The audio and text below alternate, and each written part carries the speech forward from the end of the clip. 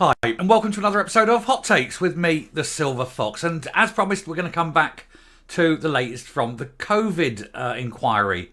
There's going to be a lot of these, so you might see 2 and 3 a day, but I'm just going to try and sort of keep them as terse and sort of short as possible. Just really relating, sort of summarising in each one. I'm not going to go into too much depth with anything, but we will have a look at this.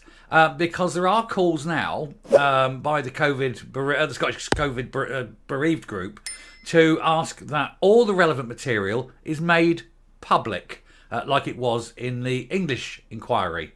But you can guarantee that there'll be a lot of calls from the other side, from Nicola Sturgeon and Jean Freeman and that, to ensure that it absolutely, totally isn't made public. And this is despite Hamza Yousaf saying he wanted to be as open and honest as possible. Well, given that this is the SNP, we know that open and honest as possible means not very much at all. But we will have a look at it, see what's going on and see what the latest news is. We have at least one more on the COVID coming later on today, so do keep an eye out for that. Do hit the subscribe button if you haven't yet. Let's keep on top of this. Let's keep them honest. Let's keep them, thoroughly inspected at all times. Anyway, here goes. So, Scottish COVID inquiry launches with demand for Nicola Sturgeon's WhatsApps and diaries to be released. Now, she's saying, of course, that she has got nothing on WhatsApp that's relevant in any way. And yet we've seen the other side of the WhatsApp messaging that people have received from her, where clearly she does. So you have to ask, what is she hiding? Why is she so shady about releasing it?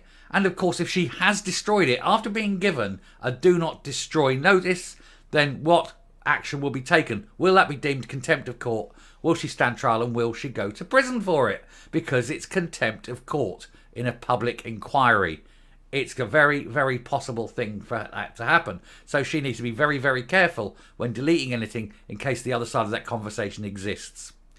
Anyway, the Scottish COVID bereaved group demanded that the former First Minister's communications with her cabinet were released publicly, like they were in England with Boris Johnson and Dominic Cummings' messages.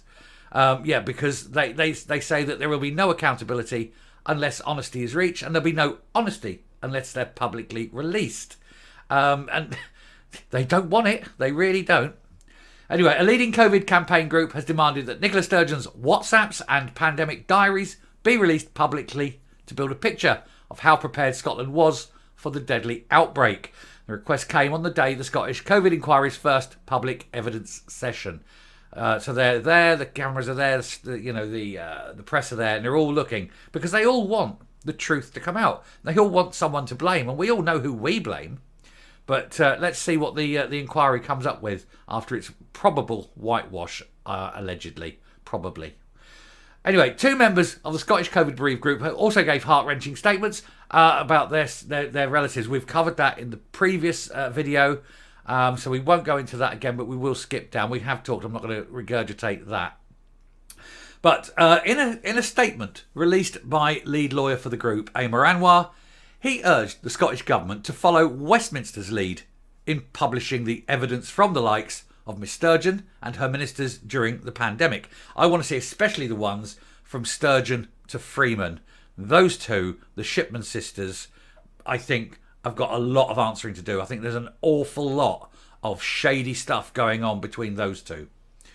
Anyway, he said, we demanded and fought for the release of WhatsApp, social media and diaries from the UK government and senior civil servants. And this has been critical in building a picture of the state of preparation for the pandemic, the impact of those decisions, but also the attitudes and conflicts that existed. And of course, this is it. This is why we must have this released. But of course, they will fight it because they know that some of the things they've said in those messages, some of the decisions that were made, will be seen in such a light that it's possible that it will lead to a trial for corporate manslaughter, if not indeed corporate murder. That's a possibility. And of course, they're shitting themselves, to put it bluntly, aren't they? Anyway, he said, whilst there's been a success by the UK inquiry in retrieving substantial quantities of material from the UK government and senior officials, the Scottish COVID bereaved expect that process to be replicated for those witnesses relevant to Scotland. But will it happen? Who knows? It depends on whether this is truly an independent inquiry. And we'll know if they refuse to do it, then we know it's not an independent inquiry. It is an inquiry at the behest of the Scottish Government. And will be looking to defend the SNP government. And that is the whole point of this inquiry. But it all depends on whether that material is released. If it is, fine, we can have confidence in the whole thing. And if it isn't, then we know it's a sham, a whitewash, a cover-up, and entirely pointless. Humza Yousaf committed to being open and transparent with the inquiry under questioning from Anna Sowar. But a row broke out after lawyers for the former First Minister claimed that she had no relevant WhatsApp material to submit. And we know for a fact, and I'm not afraid to say this, I don't have to worry about lawyers, we know for a fact that that is quite clearly a lie because we've seen the other side of those messages. She definitely did say and speak on WhatsApp about this whole situation. So that is a complete lie. Nicola Sturgeon, you're lying if you're saying you have nothing to do with COVID in WhatsApp messages. Sue me. This is despite her making key decisions on restrictions in Scotland. Well, they weren't any restrictions based on what medical evidence or scientific evidence it was. It was simply her wanting to be more the mammy than they had in England. Oh, look at me, I'm pushing harder, faster, quicker because I want to look far, far more caring. I care more about my people. Nothing to do with it. All for a push for independence. Mr Anwar also confirmed they would be looking at numerous topics during the public inquiry, including those who were unable to be with their loved ones at the end of their lives and who faced restrictions on visiting care homes as a result of inadequate PPE supply. More on that in the next COVID video I do, which may be the very next video, maybe the one after. It all depends on getting the edits sorted. But it is on its way. But that I'm expanding that on the next video. He pondered who made the rules that made no sense, that caused such suffering in care homes. And he added ministers in both England and Wales claimed to have thrown a protective ring around vulnerable residents, but the policy not to isolate people discharged from hospitals to care homes in the first few weeks of the pandemic of 2020 without testing was deemed irrational. But Scotland did exactly the same. Anyway, the first evidence was given during the inquiry on Tuesday, with David DePaula KC acting on behalf of the Church of Scotland's Crossreach organisation, blasting the Scottish Government's guidance. He called it either non-existent or heavy-handed, and with changes coming thick and fast, meaning staff struggled to keep up with it. And they weren't told what to do. It was random. It was, do this, don't do that. No, the other way around. No, let's change our mind for the third time today. By the way, we're giving you this. It's not PPE, but we'll pretend it is. And it's all rubbish.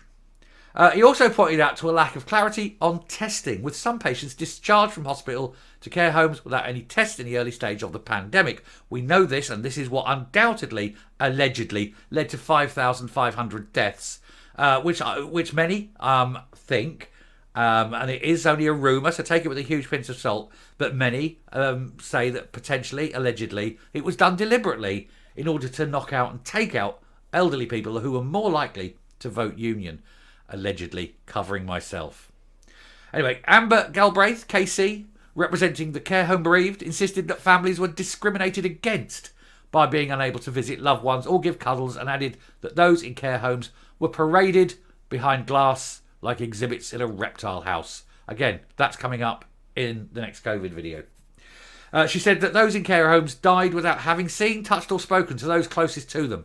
It's impossible to comprehend the exquisite loneliness. That picture of the Queen sitting there at Philip's funeral, where she was alone after, 100 years of marriage almost, and I thought that was disgusting. And that was down to governments imposing themselves, in my view, illegally, and forcing people to do things that they didn't want to do. I think it was so inhumane that I will never, ever forgive them. Boris Johnson was brought in and he's the great saviour, wasn't he? He was the great white hope, if you like. And he's turned out that I have utter loathing for that man.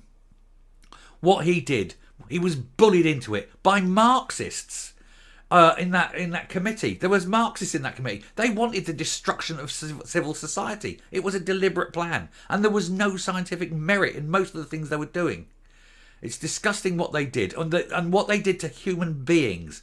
It it was almost inhuman. It was animalistic, and it was even worse in Scotland under the regime of Nippy and her "I must go harder and faster because I need to be looking even more important," and she disgusts me as well over this whole handling of this. Anyway, I'm going to round off there and come up. And as I say, we've got another video on its way. Like I say, it'll either be the very next video or be the one after that. But it is on its way. And we're going to look there specifically at the care homes and the way that the elderly were treated.